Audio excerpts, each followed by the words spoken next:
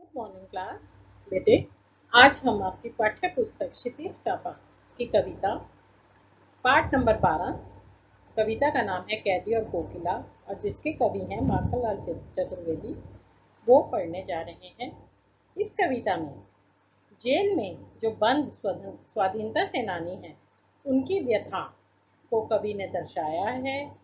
और ऐसे में एक कोयल गाती है और गाते गाते चुप हो जाती है, तो कवि जो है यह भी जानना चाहता है कि कोयल किसका संदेशा लेकर आ गई है। जेल का जो वर्णन कवि ने किया है वो बड़ा ही सटीक वर्णन किया है। जेल में चोर हैं, डाकू हैं, खतरनाक अपराधी हैं, वहाँ पर भरपेट भोजन भी प्राप्त नहीं होता।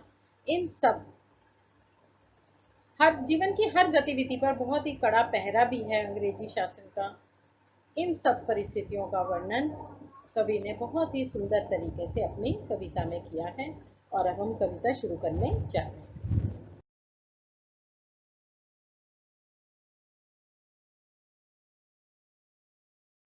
कवि ने कहा था, क्या गाती हो, क्यों रह रह जाती हो, कोकिल बोलो तो क्या लाती हो, संदेश किसका है, कोकिल बोलो। उपयुक्त पंक्तियों में कवि ने कारागार में बंद एक स्वतंत्रता सेनानी की मनोदशा को दर्शाया है। रात के घोर अंधकार में कारागृह के ऊपर जब वह एक कोयल को गाते हुए सुनता है तो उसके मन में कई तरह के भाव एवं प्रश्न उत्पन्न होने लगते हैं। उसे ऐसा लगता है कि कोयल उसके लिए कोई संदेश लेकर आई है, कोई प्रेरणा का स्रोत लेकर आई है। अब उससे अपने इन प्रश्नों का कि कोयल क्या संदेश लाई है या प्रेरणा का स्रोत लाई है, इन प्रश्नों का बोझ सहा नहीं जाता और वह एक एक करके कोयल से सारे प्रश्न पूछने लग जाता है। वह सर्वप्रथम कोयल से पूछता है कि तुम क्या गा रही, फिर क्यों रह जाती हो, और तुम फिर गाते गाते बीच बीच में चुप क्यों हो जाती हो, कोकिल बोलो तो वो कोयल से कहता है कि हे कोयल, जरा बताओ तो संदेश क्या लाती हो, संदेश किसका है, कि क्या तुम मेरे लिए कोई संदेश लेकर आई हो, और अगर कोई संदेश लेकर आई हो तो उसे तुम कहते कहते चुप क्यों हो जा रही हो, और यह संदेश तुम्हें कहाँ से मिला है, जरा कोयल मुझे बताओ तो सही, जो संदेश लाई हो मुझे सुनाओ तो सही।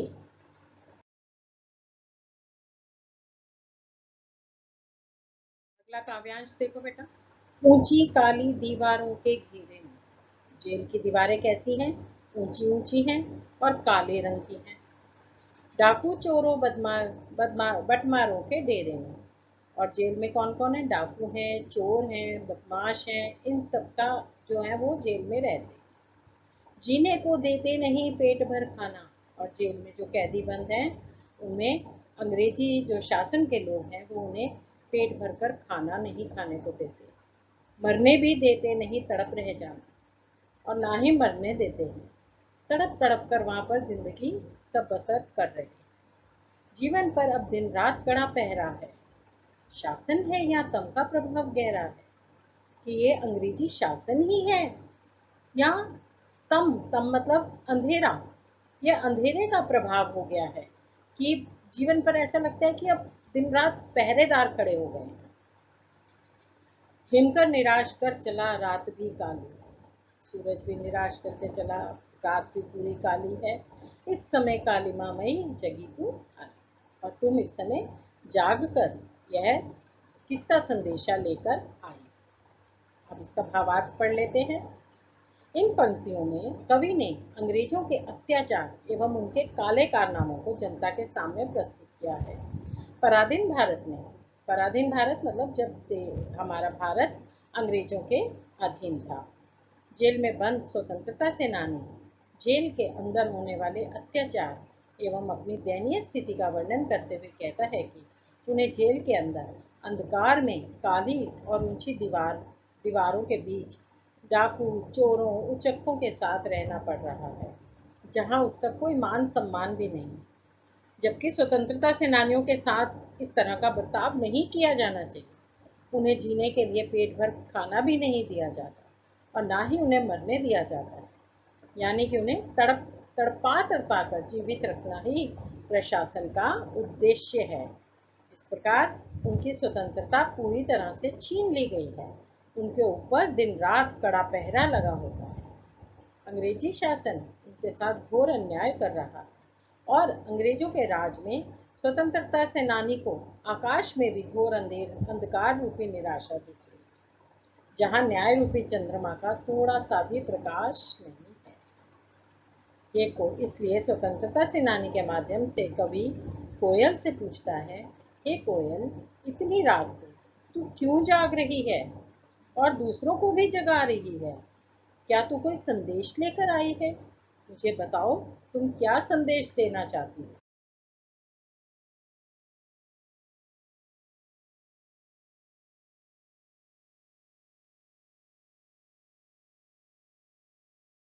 क्यों भूख पड़ी वेदना बोझ वाली सी, कोकिल बोलो तो क्या लूटा मृदुल वैभव की रखवाली सी, कोकिल बोलो। इन पंक्तियों में कवि ने कोयल के स्वर में निहित वेदना को बोझ के समान बताकर पराधीन भारतीयों के मन में छिपी वेदना की तरफ इशारा किया है। जेल में बंद स्वतंत्रता सेनानी कोयल की आवाज में दर्द का अनुभव करता है। उसे लगता है कि कोयल ने अंग्रेज सरकार द्वारा किए जाने वाले अत्याचारों को देख लिया है, इसलिए उसके कंठ से मीठी एवं मधुर ध्वनि के बजाय वेदना का स्वर उसे सुनाई पड़ रहा है, जिसमें कोयल के दर्द की हूक शामिल है। कवि के अनुसार कोयल अपनी वेदना सुनाना चाहती है, इसलिए कवि कोयल से पूछता है, कोयल बोलो तो क्या तुम्हारा कुछ टूट गया है जो तुम्हारे कंठ से वेदना की ऐसी हूक सुनाई पड़ रही है? कोयल तो सबसे मीठी एवं सुरीली आवाज के लिए विख्यात है, जिसे गाते हुए सुनकर कोई भी मनुष्य प्रसन्न हो उठता है। लेकिन जेल में बंद स्वतंत्रता सेनानी को कोयल की आवाज ना तो सुरीली लगी ना ही मीठी, बल्कि उसे कोयल की आवाज में दुख और वेदना की अनुभूति हुई। इससे वह व्याकुल हो उठा और कोयल से बार बार पूछने लगा कि बताओ कोयल, तुम्हारे ऊपर क्या विपदा आई है? विपदा मतलब मुसीबत। क्या मुसीबत आ गई जो तुम रात के समय ऐसे चीख रही?